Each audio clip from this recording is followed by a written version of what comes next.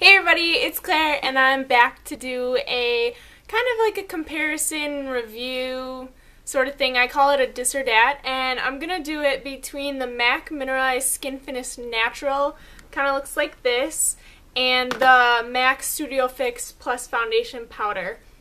So I'm just going to start with the MAC Mineralized Skinfinish Natural. And I'm in Light Plus, or at least I was in Light Plus, because I bought this last Christmas. Yes, that's how long it has lasted me, forever.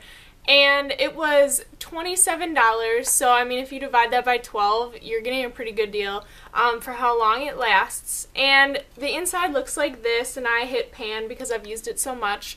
But this definitely gives you a natural finish on your skin. It's a little bit more sheer than the Studio Fix, so if that's something you're going for, like as a setting powder, this would work. I wouldn't really suggest it as a powder foundation because it is kind of sheer, at least on me it's pretty sheer. It did do some coverage, but definitely not what I would like. But it does give a very flawless natural finish, not too powdery, not cakey. You can use it over a liquid foundation and there's no like blotchiness or cakiness or whatever. I'll just swatch it. So yeah, some dude's mowing the lawn. It looks like this, so it's a little bit sheer and it does blend out a little bit. But this one is pretty good if you're just looking for like a kind of like a pressed powder. This is the kind that has, when you first get it, it's like the dome shape because it's baked. So that's pretty cool too. But I definitely like this one. Am I going to repurchase it? No, because I like the Studio Fix better. And this one is more advertised as a powder foundation.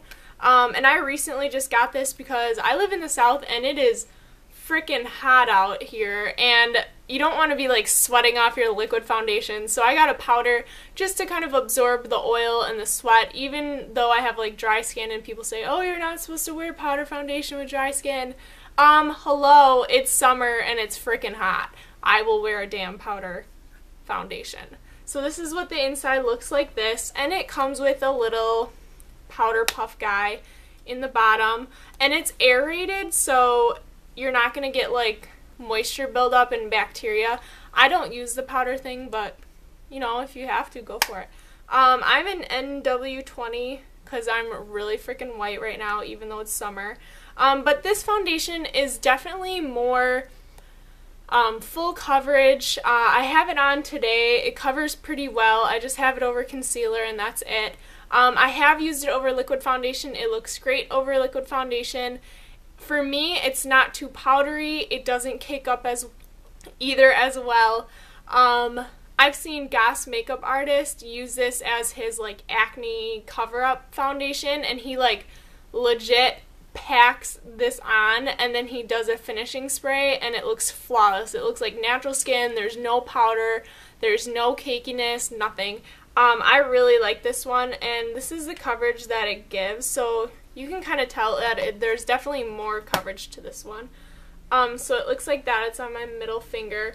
And this one just blends out so nicely. It doesn't like sink into your fine lines. It doesn't accentuate pores.